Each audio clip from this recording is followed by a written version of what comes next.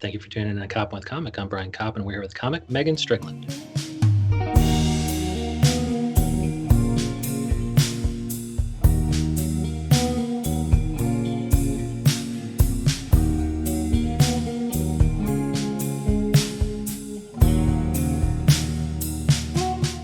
Meaghan Strickland, how the hell are you? I'm doing good, Brian. How are you? Oh, good. Thank you. I'm doing great. Thank you so much for coming on. And where can people find you during the quarantine? I know you have a podcast called Let's Fly, and that's with Steph Cook. Correct. That's happening. Also, I've got a little bit of an online late night show happening. If people are interested in that, it's via the app TV Co, but through Brooklyn Comedy Collective. So not to be too wordy, but it's basically like Brooklyn Comedy Collective has a kind of a virtual residency on this app TV Co, and that description makes it seem much more complicated than it is. But it's basically an online show. And so all the comics on there, we not only hear their audio, but we see their visual, like if it were a Zoom thing. It's visual, it's audio. You also might get some smells happening. I mean, that's in the works. Smell it's fully vision, immersive. Yeah. So Brooklyn Comedy Comedy Collective. What is that about when it's not quarantine? Like, were you doing shows with them before the quarantine? Exactly. Yeah. They have a physical space, or they've had a couple of physical spaces in Brooklyn. Most recently, they kind of had the back performance space at a restaurant called Cantina Royale in Williamsburg, but that restaurant closed during quarantine, so they're on the hunt for a new space. So if anyone is listening to this and is like, I know of a great empty theater space that needs comedians post-teen in 2027 or whatever it may be, they're on the hunt. Yeah, so kind of a group of comedians. It kind of grew out of this the theater called the Annoyance Theater, which is a Chicago theater, and then opened a theater here that shut down. And so it's like a non-evil UCB. so far. Yeah. And it's stand-up rather than improv or sketch? It's everything. It's stand-up, sketch, tries to just be kind of risky, experimental, fun, funny. It's kind of headed up by Philip Markle, who I think is doing a really cool job being a not evil person in this time of theaters being revealed to be evil. So far. Yeah, I think I remember the Annoyance Theater because I lived in Chicago for a bit, so I think I recall the name. Yeah, the name of Annoyance Theater. And so that's out here in New York as well. And they are doing improv, sketch, stand-up comedy. You were at Cantina Royale before. Are they closed for good, or do you think they're going to open back up? I think the restaurant is closed for good, unfortunately. Sad. Yeah. Well, I mean, you would think that the Brooklyn Comedy Collective could kind of revive its fortunes, but, there's a lot of restrictions going on, and so you're going to have to find a new theater. And what listener of mine is not, hip deep in theater space for you guys? I know. I feel like everyone's like, God, I know of these 5 empty theaters. I just don't know who to tell about them.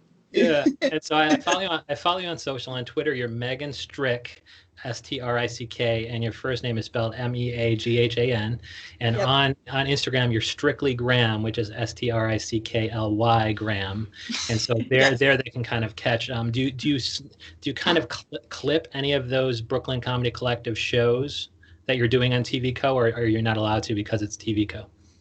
Oh, that's a great question. We I don't think there's any rules about that. We have like the shows downloaded, I think, but we should we have a Instagram for our show. It's a late night show that's also live, and the Instagram is just a late night show that's also live.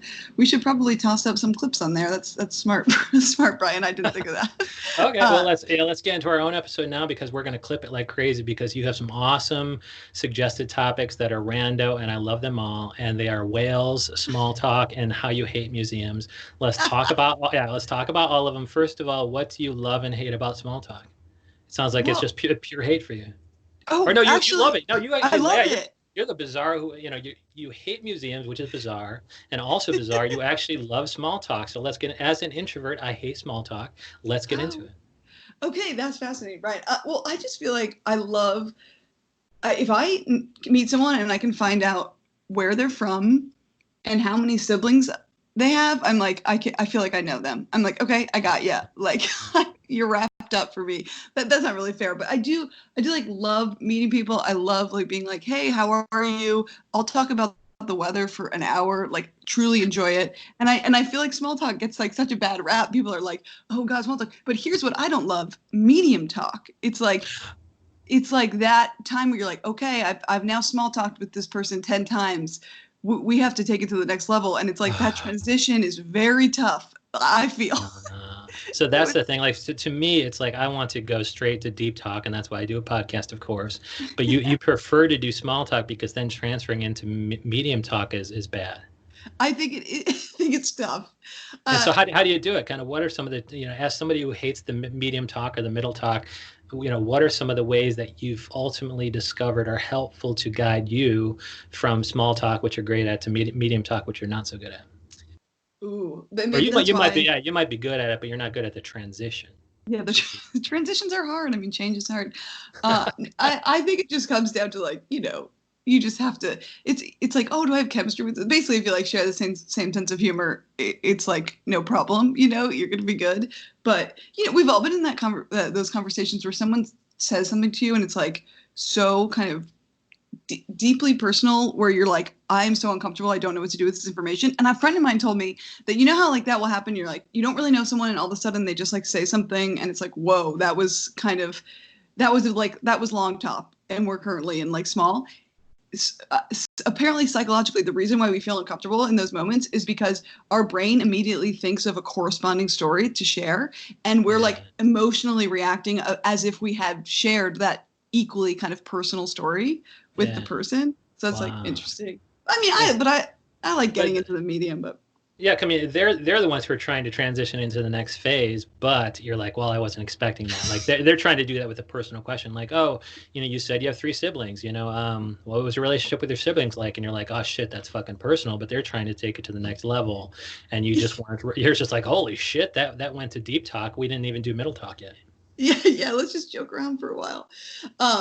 No, but it is of course great to get into, like, I think more than anything, I just like I truly do enjoy those like surface level details about people, and don't mind swimming in those. I'm like, well, yeah, like Ryan, like, where are you from? Like, I don't know, and I'm so curious. Yeah. But I love it too, because you said it. Well, nobody likes change, and the fact that you could be nostalgic about. Oh, remember that one time I was on Small Talk with that guy? That was so awesome. And then he started getting weird with his personal questions. Yeah, remember that beautiful phase when we just like knew each other to say. But then there is that thing where that happens where it's like, oh my God, I've small talked with this person so much. Like you see him around the neighborhood all the time. So you're like, hi, or whatever. And then you guys both kind of mutually, I think, maybe don't want to take the relationship to the next level, or don't really know how. So then you just start not acknowledging each other in public because it's just like, what do we do? We're not taking this anywhere. We really can't say hi to each other again. Like, it's just fascinating. And I suppose like the reason why you don't want to is because there's a hint, there's indicia of the fact that this person might answer one of your probing questions with something that you are not ready for.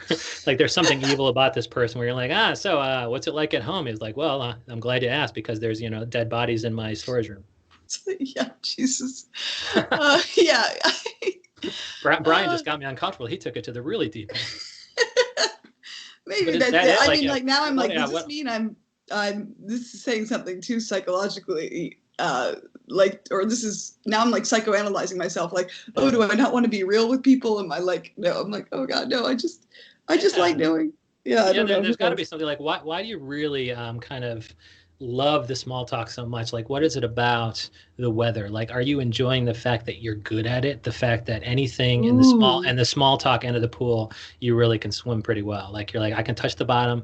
I'm in the shallow end. I love this. I'm really a master of this. Everybody else is uncomfortable but that's okay. I'm so good at it. I can lead us through this comfortably. Wow, powerful. I think it at the end of the day, it just it's a control issue, and I want to be in control. No, well, comedians talk about, like, have you ever had someone on your podcast talk about with, like, when they're on stage, like getting in the hole and then getting out of the hole, so like kind of losing an audience and sort of reveling in that and being like, I said something that was kind of like, ooh, I kind of lost people, but then I live in the hole, and then I kind of bring the audience out of it, and I love that kind of journey. Is that kind of Do Well, no, people it hasn't come up, but apparently that's kind of your feeling. But it would seem like, yeah, if you're in the hole, you're kind of dwelling it only because you have control and you have the jokes to pull them out of the hole, right? Pull yourself out of the hole. Right, but I actually think you kind of nailed me because I'm like, oh, I'm like not a true comedian because I avoid the hole at all costs. I'm like, I never want to be. I'm like, I will do anything not to lose the audience, even for a second. Like I can't. Yeah. Well, so I always like admire comedians that are like, I love getting in the hole. I love like being like, I'm in the hole and just, marinating there and then figuring out a way to get out. I'm like, oh wow, that's so powerful because I never want to be there. yeah, well, I mean, I think that we're both, kind of control people in that sense.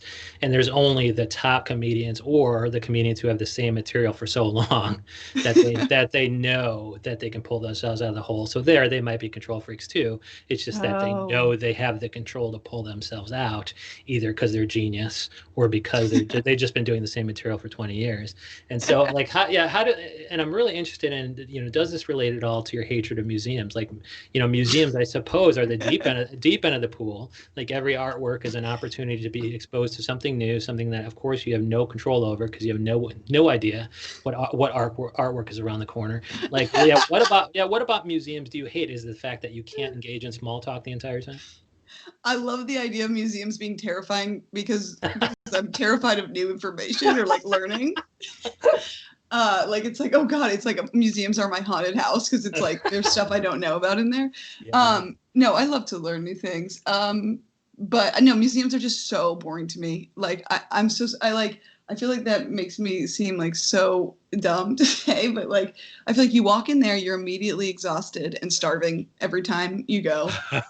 And then it's just like, oh, you would just have to stand up. It's like being forced to read like a magazine, like but not like some sort of a really dense magazine, like The Atlantic or something. Yeah. It's like you got to read that, but you have to be standing up the whole time and like also dealing with like other people that are kind of not reading at the same pace. I don't know. It's just I've never really had much fun. But so you strike me as kind of an extrovert people person because who else would love small talk? Small talk with 100 strangers, but hate going to a museum where it's fucking boring. So are you an extroverted people person, and is that why you got into comedy and podcasting? I think that might be true. I quarantine has sort of made me. I feel like all of us are like, well, there's so much stuff on the internet that's just like feeding all of our narcissism, which is like, I'm an extrovert, but I'm like an introvert soul, or like I'm an introvert, but I've got the left arm of an extrovert or whatever, all this stuff. And I like love people, and I like, of course, like talking with them and being around them, but I don't know, via quarantine it's like I've really sort of like enjoyed part of the times of getting to have some alone time. So certainly appreciate both. I guess I am an extrovert, but maybe not your classic extrovert, but who is, I suppose that's the reason why you also love whales, I think, because you enjoy the occasional solitary moment. Like, what about whales are you into? I'm just like fascinated. Okay, so I maybe a lot of people can say this, but the documentary Blackfish like truly changed my life. I was like, I've never seen anything more, it just made me believe in like possibility again, because I want, you kind of are like, okay, I'm going throughout life, and nothing has really shocked me for a few months or whatever. Then I watched Blackfish, I'm like, oh my God, there's just like this. It was just like, it blew my world open. Not to be like, I am kind of joking, but it really was like so interesting to me, basically because it was like well, technically like they're in the dolphin family, but orca whales specifically exist. And they're like another intelligent life form on our planet. And they're like, the one fact that I always like return to is like maybe the most interesting fact I've ever learned in my life is that orca whales may have more emotional intelligence than humans. Like the centers of their brain that have to do with like emotional connections and just emotional intelligence are much bigger and like sort of varied than the emotional centers of our brain. So they could like relate to each other in a way that we wouldn't understand or something. And that's just fascinating to me. That's why men are torturing them, because they can't stand the fact that somebody else is more evolved in terms of emotional intelligence. Like girls on Tinder are like, I'm just trying to find my orca, man. They have the EQ. Yes, exactly. Wait, is that really a Tinder bio? No, I can't wait. That's so good. Yeah, we'll have to put it on. I'll put it in my bio. I'm just an evolved orca or something. And Yeah. I won't mean that I'm overweight. I mean, like, oh no, I've pretty high EQ. And so so looking at that and the fact that they have emotional intelligence, I guess that documentary, which I won't watch for that reason, is because they're also just fucking tormented, aren't they? They're just Oh, tortured. it's so sad. It's like it's yeah, I would say not a good documentary to watch if you're not wanting to be sad for like a good amount of time. Yeah, they're just kept in captivity. They're kept in these extremely small what do you call it? Pools. It's like tragic. And they're like really, anyways, yeah, it's messed up, man. And now we're just like destroying their natural, not to get on my like soapbox, but we're not only are keeping orcas in captivity, but we're destroying their natural habitats as well. So it's just like we're attacking these things from all sides, and it's so sad, and we have to stop. But there's a lot of stuff we have to stop in the world. So I don't know. Yeah, but I mean, it's good if we're taking away their natural habitat. The least we could do is give them a small pool. Right. Yeah. But Hey, is it sorry different? we destroyed it. Here's a bad hotel room. Yeah, here's the Marriott pool. Is the difference between watching that documentary and being in a museum is the fact that one you like, one you don't like, you're learning something in both. But with the orca documentary, you're sitting down at the time, and that's why you like it. It's all about sitting. Exactly. You need to be able to relax. And so what of this? Like, I think if I were to listen to Let's Fly, and of course I will, Steph Cook. It says a podcast about what we learned. Is that, I mean, so like, will you, for example, talk about, the new documentary that you just saw, including The Last Dance with Michael Jordan? Yeah. Like we talk, so what we are both kind of like fascinated with like, everyone is like, that most recent, like really interesting thing that anyone learned like that week. We're like, like this week I was like, oh, there's a type of bird called Japanese tits. And that was like really funny to me. I didn't know. So maybe, so we just like are like, we want to talk to people, we want to be like, what's like the most crazy thing you learned this week? Because I feel like people kind of a lot of times will be like, oh my God, I read this article and you wouldn't believe like whatever. So that's what we want to do in the podcast. But also I feel like my friend's friend has a joke, which I think is so funny and I wish it was mine. And it's like, and the joke is, have you ever heard a good friend of yours describe to you a podcast or a documentary that they've seen? And he's like, his take is, it's all of the passion, none of the facts. So it's like, anytime a friend is telling you about, like me trying to tell you about Blackfish, it was just like a lot of passion, very little real information that is like good. So yeah. I feel like we do kind of do that on the podcast, but it's also hard because you're like, okay, and then I can't really remember exactly, but it's like, you wouldn't believe, man. Like, so yeah.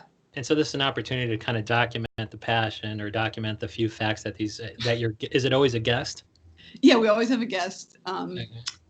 And are they always comics? And Steph Cook's a comic, right? Steph Cook's a comic, a very funny comic, also from Chicago, now in New York. Oh. Were you Chicago? I was, yeah, for a while. And so how long did you live in Chicago? Well, no, I'm from Chicagoland, and so I've lived off and on in Chicago for 20 years. I think I lived more in Chicago than I did New York. It's nice, it's clean. Like I live in Lakeview usually, which is a really kind of posh neighborhood that you can afford because there's so many apartments. It's like I lived in Lakeview for a while. Oh yeah, you're there now? Oh no, like I was there maybe 9 months ago. Okay. Well, no, actually. So I've been doing this podcast out of Astoria, Queens for about 2020, and then before that, Chicago and Astoria. So I kind of bounce back and forth. But it's like East Lakeview is super cheap, but it's so nice. It's as if you were living like next to Central Park, because you're able to live near Chicago's Central Park, which is the beautiful lake. I couldn't agree more. It's insane, like the kind of quality of apartment and quality of living that you get in Chicago versus New York. Yeah, but there's so many comedians out here. So I did all the podcasts out of QED Astoria during 2020, and I did about 80 episodes there. But now I'm out of a WeWork in Astoria, and I do it remotely. But with The Last Dance, did you grow up like kind of watching Michael Jordan or no? I did, totally, like child of the 90s. Like Michael Jordan's like always just like around. He was like a feature. It was like, who are the features that in your childhood? Like Santa Claus, Jesus, and Michael Jordan. Like, I don't know. These are like the looming. I don't know. Someone's probably said that already, or said it better, or said it differently. But anyway, of course, but I didn't know, and it was like I wasn't watching the games. Like I think my brothers and my dad probably were, but I was more like doing my own thing. So yeah, revisiting it now, you weren't totally in, like some of these stories seem too familiar because I was watching, I kind of experienced it all. Right, So, that's what my dad said. It was like he already knew all the stories, so it wasn't quite as powerful for him to watch the doc. Yeah, but for you, I mean, do you see anything in Jordan that you see in yourself? Like, is there a competitive drive in you? Oh my God, I wish I had. I say like I wish I would had that competitive drive. Like I feel like I don't have it. I feel like it's like a symptom of being an oldest child and like having to kind of let the little siblings win sometimes or something where I like so admire people that are like competitors like that. And maybe I'm not, I don't know, maybe I am competitive, but like with myself or in different ways. But I'm really envious of that like drive. Do you have that? Do you feel like you're a competitive person? I mean, I have an ego like crazy, but like to be Michael Jordan though, you would have to be the opposite of Meaghan Strickland. Like you could not be the people person that Meaghan Strickland obviously is, if you have that competitive drive that forces you to punch teammates, etc. Right, right. But also for me, like it's like Michael Jordan can do no wrong. Like even though that documentary like presented a guy that was like maybe kind of a jerk, I just like can't believe it. I'm like Michael Jordan is the best. Yeah. So I don't know what that. But also that doc, what a funny thing to watch in quarantine because it's like one of the most inspiring things I've ever watched. But then to be like watching this incredibly inspiring thing and then just be like confound your house. You're like, I don't know what to do with this like inspiration. That is so funny. But I mean, you can channel it into all your online comedy, and it sounds like you're doing so at TV Co, which is Brooklyn Comedy Collective. And what's their Instagram? What's that Instagram account in case they clip some of those shows? The TV Co, it's like at TV Co app would be them. But the kind of late night show, it's called something like Late Night. Oh yes, it's called it's like just a late night show that is also live. So the worst Instagram name you could possibly have. I'm going to look at a late night show that is also live. I'm pretty sure it's going to come up because it's the only one. Yeah, I hope it works. But regardless, when the quarantine ends, I have it right here. And your name is so you organize, you book the show? I do, yeah. Okay, cool. And you have all the best comics on there. Do I see Hunter Gardner on there or no? Yeah, Hunter is on it. Very cool. Yeah, Hunter Gardner I see on there, and he's hilarious. He's a former guest, and so I'm kind of looking through here now. But that, in addition to Let's Fly? I'm already. Yeah, no, you got it exactly. Let's Fly. Let's Fly with Steph Cook, and that's a podcast about things we learned, and where the guest will come on with all passion, no facts, and kind of just inspire us with a cool documentary he or she just watched. Yeah, exactly. Oh, cool. And then also the comedy stuff is Meaghan Strickland, but on Twitter it's Meaghan Strick, Strick. First name is Meaghan, and also Strictly Graham is your Instagram, and that's where we're going to follow you until you start kind of, find your new Cantina Royale and do these live shows with Brooklyn Comedy Collective. Yeah, I can't wait to be back live, but not. Yeah, you and me both. Meaghan Strickland, thank you so much. Brian, thank you so much for having me. What a fun time.